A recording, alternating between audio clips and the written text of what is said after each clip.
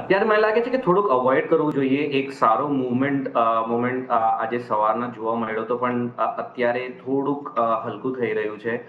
અને ઉપરમાં મને લાગે છે કે એક રેઝિસ્ટન્સ છે 2200 નો યુનાઇટેડ બ્રેવરીઝમાં. તો 2200 ની ઉપર ક્લોઝિંગ મળે તો જ આની અંદર રોકાણ કરાય. અત્યારે અવોઇડ કરો.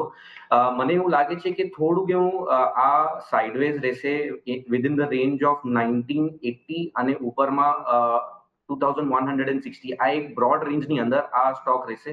ઓવરઓલ પોઝિટિવ છે, પણ એક લેવલની ઉપર 2200 ની ઉપર જ્યારે ક્લોઝિંગ મળે ત્યારે જ આની અંદર રોકાણ કરવું.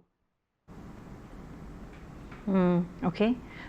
તો ઓફકોર્સ કાઉન્ટર પોઝિટિવ છે, પણ જો એન્ટ્રી કરવી હોય તો સૌમિલ કયા લેવલથી આપણે જોવાનું રહેશે, કયા લેવલ સરપાસ કરવા જોઈએ?